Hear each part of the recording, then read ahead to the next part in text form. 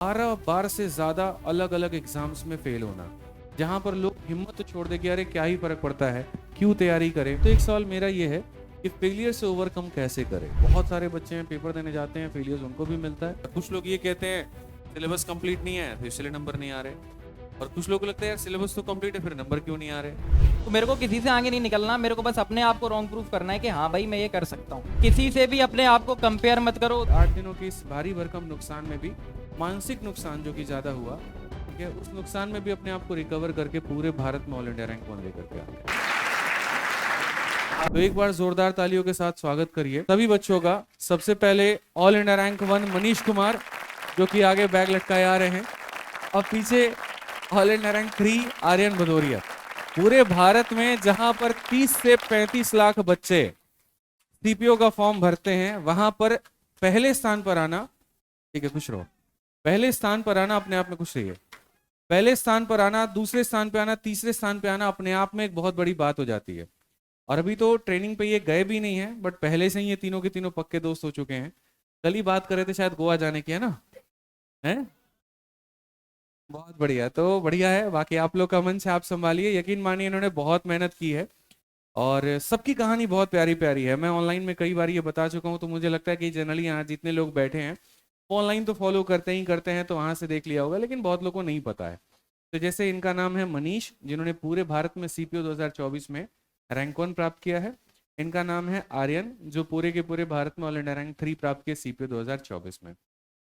बहुत मेहनती लड़के हैं, ऐसा नहीं है कि पहली बार में ही इनका सीधा सीधा रैंक आ गया है, कई सारी असफलताएं मिली हैं, ठीक है। इनफैक्ट मुझे लगता है कि आर्यन का तो लगभग 20 से 25 बार तो ये अलग अलग पेपरों में डिस्क्वालीफाई हो गए, जिसमें 12 बार तो आपका सीडीएस ही था। Hi everyone, my name is Manish Kumar, SSC CPO 2024 rank 1. I belong to Charkhi Dadri Haryana, but I've been living in Hisar for the past 10 years. और मैं सर का मैथ्स का स्टूडेंट था, तो आज यहाँ पे खड़ा होकर तो बहुत अच्छा लग ही रहा है। बाकी ये कहना चाहूँगा कि अगर सर की मेहनत ना होती तो आज यहाँ खड़ा नहीं होता मैं। मेरा नाम आर्यन भदौरिया है और मैं भिंड मध्य प्रदेश से बिलोंग करता हूँ।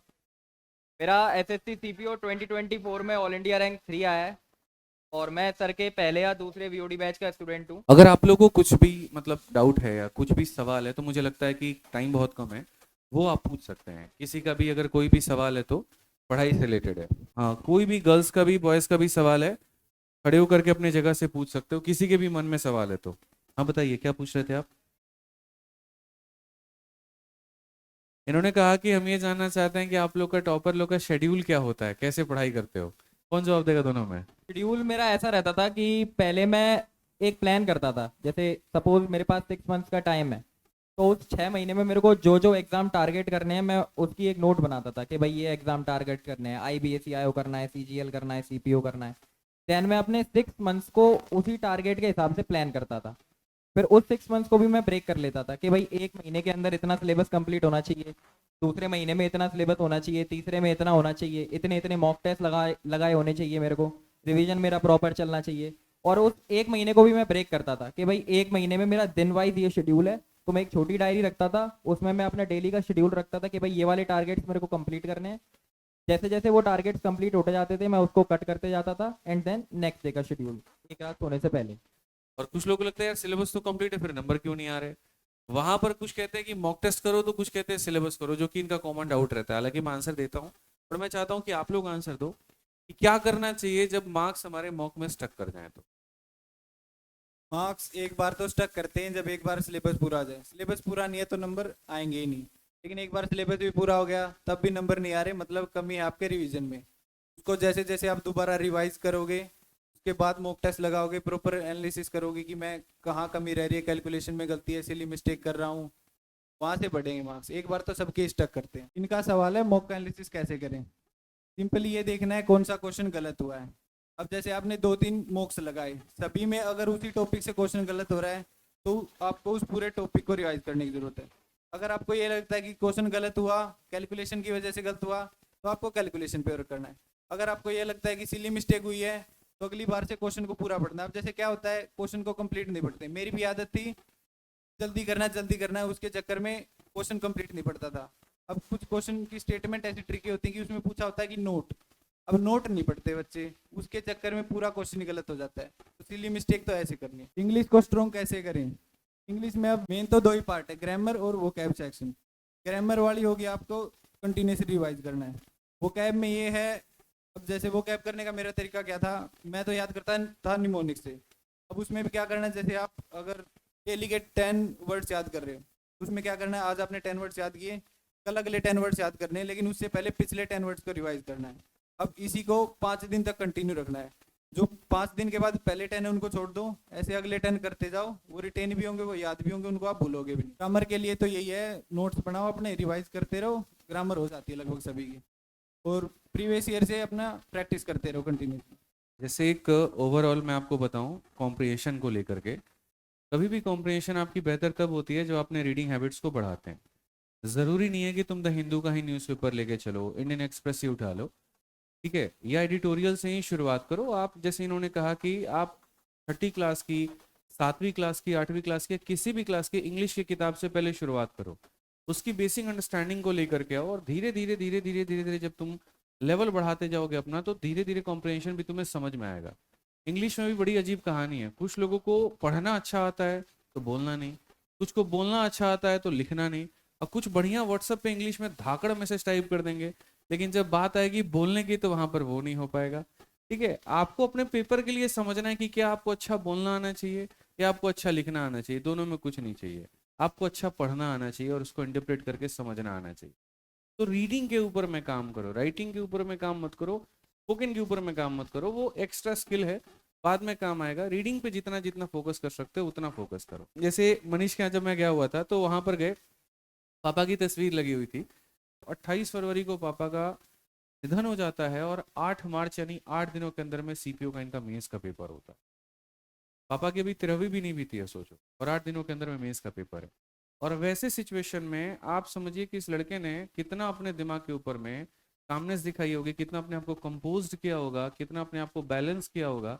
और टेलीग्राम से पढ़ाई की, ये भी नहीं, टेलीग्राम जब मैं गया तो पहली बार की सर, जो टेलीग्राम पे जो बैच लीक हो जाता है ना, जैसे हम लोग का ऑनलाइन का वीओडी बैच हो गया, चैंपियंस हो गया, जो लीक हो गया, तो टेलीग्राम से डाउनलोड करके घर के वाईफाई में, और तब उसके बाद वहां से पढ़ाई की, बेहतर अपना बनाया। और सोचो उसका परिणाम ये होता है कि 8 दिनों के इस भारी भरकम नुकसान में भी, मानसिक नुकसान जो कि ज्यादा हुआ, ठीक है, उस नुकसान में भी अपने आप को रिकवर करके पूरे भारत में ऑल इंडिया रैंक 1 लेकर के आते हैं। मैं मानता हूँ कि हर बच्चे की जो कहानी है ना, संघर्ष है, हर बच्चे की जो संघर्ष है वो अपने आप में बहुत बड़ी है। आज हम किसी को देख लेते हैं ना, जैसे बच्चों के अंदर में भी बड़ी एक ईर्ष्या वाली भावना आ जाती है, अरे आ गया होगा तो आ गया होगा, सेटिंग करके आ गया होगा, कुछ कहते हैं, कुछ कहते हैं ठीक है आ गया तो हम क्या करें। बट आपको इस समझने की जरूरत है कि वो आया तो आया कैसे, और आप अभी किस मुकाम पे हो, आपकी मेहनत अभी कहाँ पे है। मैं हमेशा बोलता हूँ कि जो तैयारी है ना, वो साल भर की मेहनत है। ईमानदारी से, डेडिकेशन से अगर आपने कर दिया तो आप बहुत ऊपर जाओगे। ऐसे अगर आप आर्यन को देखोगे ना, तो सबसे ज्यादा सीखने वाली जो बात है वो आर्यन से, 12 बार से ज्यादा अलग अलग एग्जाम्स में फेल होना, जहां पर लोग हिम्मत छोड़ दे कि अरे क्या ही फर्क पड़ता है, क्यों तैयारी करे, हर बार पेपर देने जाते हैं फेल हो जाते हैं, ठीक है, ये पेपर देने गए फेल हो गए, वो पेपर देने गए फेल हो गए। सोचो कि जहां पर घर वाले भी कॉन्फिडेंस छोड़ देते हैं आपके ऊपर में, आप 3-4 पेपर क्वालिफाई ना करो, आपको अपने ऊपर बाद में शक होगा, उनको पहले शक हो जाएगा कि शहर में रह के पढ़ाई भी कर रहा है कि नहीं कर रहा है, पता नहीं ऐसा तो नहीं यहाँ पर कि दोस्तों के साथ बिगड़ गया है, कोई लड़की का चक्कर तो नहीं है यहाँ पे, सारा टाइम फोन पे निकाल रहा है, ऐसा तो नहीं कि रीली देखने में सारा टाइम वेस्ट कर दे रहा है। ये 100 तरह के सवाल, क्वेश्चंस घर वालों के, रिलेटिव्स के, सबके उठने शुरू हो जाते हैं।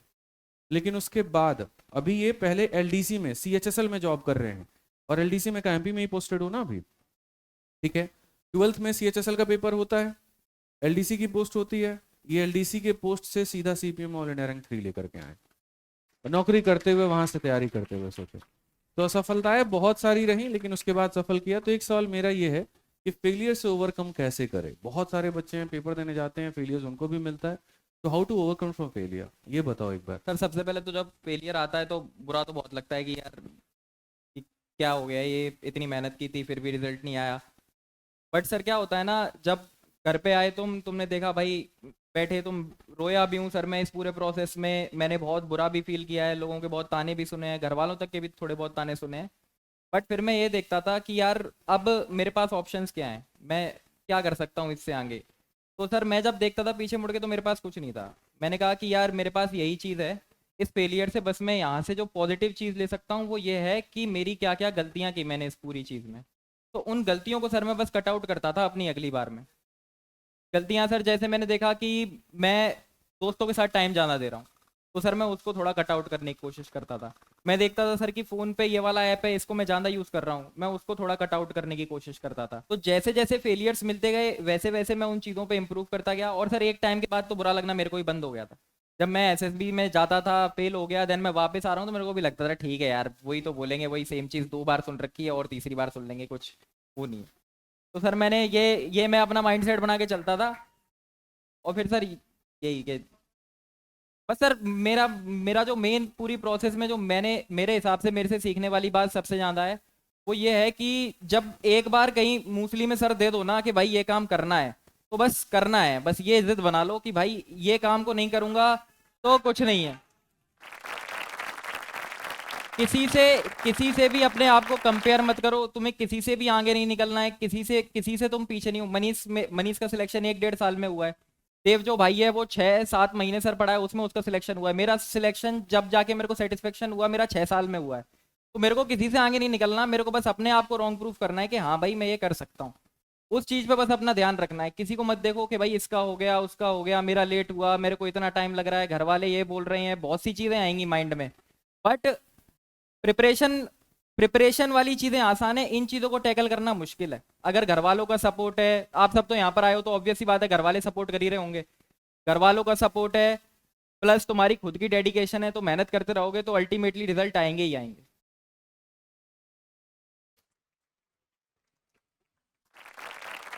और एक अब सबसे इम्पोर्टेंट सवाल है जो मैं दोनों से पूछूंगा, और वो ये कि जैसे आप लोग यहाँ पढ़ाई करते हैं, मैथ्स मैं पढ़ाता हूँ, आप उसको पढ़ते हैं, लेकिन उसके बाद भी बहुत ऐसे बच्चे हैं जिनको पढ़ने के तरीके नहीं पता। जैसे कंफ्यूज होते हैं कि यार नोट्स बनाए हैं, फिर कुछ लगता है कि यार नोट्स तो बेहतर बना लिया, जाकर के घर पे प्रैक्टिस कैसे करें। और ये जो बताएंगे वो ये मत सोचना कि सीपीओ में रैंक 1 है तो यहाँ पर सीपीओ के लिए बता रहे हैं। आप ध्यान रखिए, सीपीओ और सीजीएल, सीएचएसएल, एमटीएस, एनटीपीसी सबका सिलेबस सेम है। इनफैक्ट एसएससी के तो सारे एग्जाम्स के सेम ही है। वहाँ पे जब ऑलरेडी सीएचएसएल में जॉब करके सीपीओ में लेकर के आए तो अगली बार दोनों सीजीएल के लिए भी फाइट करेंगे, वहाँ भी जाएंगे और वहाँ पर भी अच्छी पोस्ट के लिए सरकार है। हालांकि वो अपनी चॉइस है, पर्सनल चॉइस है कि वो जाएं कि ना जाएं। ठीक है, तो मेरा ये सवाल है कि जैसे मैथ्स यहाँ से ये कर रहे हैं, मैथ्स पढ़ रहे हैं, बट मैथ्स पढ़ने का सही तरीका क्या है? जैसे टीचर को पढ़ाने का पता है कि वो क्या पढ़ाना है, कैसे कराना है, सिलेबस कैसे होगा, इस क्वेश्चन में स्मार्ट अप्रोच क्या लगेगा, लेकिन एक एस्पिरेंट वो पढ़ने का सही तरीका क्या है, कैसे थे? जैसे आप मैथ्स पढ़ाई करते थे तो आप किस तरीके से पढ़ते थे? मैं अगर पर्टिकुलरली मैथ्स की बात करूं तो मैं तो सर के वीओडी बैच में था, जो पहला या दूसरा सर का बैच था वो मैंने 2022 के समथिंग लिया था। मैंने देन उससे अपनी तैयारी चालू की थी। और जैसे मनीष ने बोला नोट्स नहीं बनाओ, मैं क्या करता था, मैं अपनी तैयारी को थोड़ा सिस्टमेटिक वे में करता था। कि मैंने सबसे पहले तो दिन बना रखे थे कि मैं 5 दिन तक पढ़ूंगा, सिलेबस कंप्लीट करने की बात कर रहा हूँ जब, कि मैं 5 दिन तक पढ़ूंगा, देन जो सैटरडे संडे है उसमें मैं अपना रिविजन करूंगा। तो मैं 5 दिन तक, सपोज मैंने 5 क्लासेस परसेंटेज की ले ली, तो उन 5 क्लासेस के बाद जो 2 दिन बचते थे उसमें मैं उन पूरी क्लासेस का रिवीजन करता था। अब रिवीजन कैसे? रिवीजन या तो एक तो तरीका होता है कि तुमने सवाल सॉल्व करके कर लिया, प्लस बैच में फ़ायदा ये होता है कि हमें वो क्लासरूम शीट की वो जो पीडीएफ वाली वो होती है सर, एनोटेशन वाली, वो भी मिलती है। तो मैं उसी के थ्रू गो थ्रू हो जाता था। जब मैं उसके थ्रू गो थ्रू हो गया, मेरे को देखा कि यार ये वाला सवाल थोड़ा सा कठिन है, तो उसको सर मैं कर लेता था। तो ऐसे करके मैं हफ्ते वाइज हफ्ते चलता था। फिर मैं महीने में भी सर एक दिन फिक्स कर लेता था कि भाई सपोज 29 तारीख को, क्योंकि 29 को मेरा बर्थडे आता है, तो 29 तारीख को मैं सारा रिवाइज करूंगा जितना मैंने उस महीने में पढ़ा है। तो सर मैं 29 को पूरा बैठ के अपना पूरा रिवाइज करता था जितनी भी चीज़ें हैं। अब अगर वो ज़्यादा चीज़ें हैं तो सर सवाल सॉल्व करके तो हो नहीं पाएगी, तो वहाँ पर वो क्लासरूम शीट काम आती थी सर, तो उसकी पीडीएफ एनोटेशन से गो थ्रू होके मैं उन चीज़ों को कवर कर लेता था। अब सर एक टाइम ऐसा आता है, ये तो चलो पहले दूसरे चैप्टर की बात हो गई, एक टाइम ऐसा आता है कि जब तुम्हारे 4-5 चैप्टर हो गए, सपोज तुमने आधी अरिथमेटिक कर ली, percentage, ratio, profit, time and work, ये सारे चैप्टर तुम्हारे हो गए, तो अब इन सबको इकट्ठा कैसे रिवाइज करें? तो उसके लिए भी यही करता था, क्योंकि जब तुम सवाल सॉल्व करोगे ना क्लासरूम शीट के, प्रैक्टिस शीट के, तो 2-3 तरीके के सवाल आएंगे। एक तो सवाल होंगे जो तुम बहुत ही ईजिली बना लोगे, एक सवाल होंगे जिनमें थोड़ा सा टाइम लगेगा बट बना लोगे, और एक सवाल ऐसे होंगे कि जो यार तुम्हें देखने ही पड़ेंगे तभी जाके तुम बना पाओगे, नहीं तो नहीं बना पाओगे। तो मैं बस उनको मार्क कर लेता था। मार्क करने के बाद जब मैं गो थ्रू होता था तो सिर्फ उन्हीं सवालों से गो थ्रू होता था। तो ऐसे करके अपन 5-6 चैप्टर को भी जल्दी रिवाइज कर लेते थे। ये तरीका हो गया। ये तो तरीका हो गया प्रिपरेशन के साथ साथ, मतलब जब सिलेबस कंप्लीट कर रहे हैं तब कैसे करें। जब एक बार मेरा सिलेबस कंप्लीट हो गया 60-70% सिलेबस तक, देन मैं आता था मॉक्स पे। अब जब मैं मॉक्स पे आया तो मैं मॉक्स देने चालू करता था। सपोज मैंने एक मॉक्स से अपने आप को जज मत करो, 110 आए 120 आए, एक मॉक्स से जज मत करो, 2-3 मॉक्स दो कंटिन्यूसली। जब अपन 2-3 मॉक्स को कंटिन्यूसली देते हैं तो अपन को खुद भी एक पैटर्न समझ में आता है कि अपन भाई किस तरीके की गलती कर रहे हैं। अगर सिलेबस अच्छे से कंप्लीट नहीं किया है, रिवीजन में कमी है, तो इजी इजी सवाल भी गलत करेंगे, ऑब्वियस सी बात है। जब सिलेबस अच्छे से कंप्लीट होगा तो तुम्हें लगेगा कि यार हाँ यार ये सिली मिस्टेक्स हो रही है मेरी, तो उन मिस्टेक्स को देख के छोड़ नहीं देना है। मैं हमेशा नोट करता था, नोट करने की आदत मेरे ख्याल से सब लोग बनाओ। जो भी तुम्हें लगे तुम्हारी गंदी आदतें हैं, अच्छी आदतें हैं, गलतियां हैं, उन सबको नोट्स करो। तो मैं अपनी गलतियों को नोट करता था, मेरी एक बकायदा कॉपी बनी हुई है, मैं उसमें नोट करता था कि आज मैंने मॉक में ये वाली गलती की। और बस मैं ये ट्राई करता था कि अब आगे मैं जितने भी मॉक्स दूं ये वाली गलती इस कॉपी में दोबारा नहीं आनी चाहिए। अगर दोबारा आ रही है तो उस गलती को फिर से मतलब ऐसे करके लिख दो कि यार कि रिपीटेडली, और ऐसे करके उसमें एक मार्क लगा दो, रीड केयरफुली। ऐसे करके उन गलतियों पे भी काम करो। तो मेरे ख्याल से ये पूरा प्रोसेस हुआ कि जहां से मेरे मार्क्स 120 130 से जाके 150 160 170 तक भी आए हैं। मेरा सिलेबस कंप्लीट हुआ 2023 के एंड से। मैंने मैथ्स पढ़ानी भी चालू की थी एक प्लेटफॉर्म पे, देन मैं वहाँ पे मैथ्स भी पढ़ा रहा था, तो साथ साथ में मेरा रिवीजन हो रहा था, तो मेरे को सिर्फ मॉक्स की जरूरत पड़ती थी, तो मैं दिन के डेली 2 मॉक्स देता था। ऐसे करके मैंने पूरी प्रिपरेशन मैथ्स में एकदम स्टार्टिंग से लेके एग्जाम तक इस तरीके से की। बाकी अभी केक कटिंग कर लेते हैं और उसके बाद में दोनों यहीं रहेंगे क्लास में। आप इंडिविजुअली भी अगर कोई क्वेश्चन पूछना चाहे तो आप पूछ सकते हैं।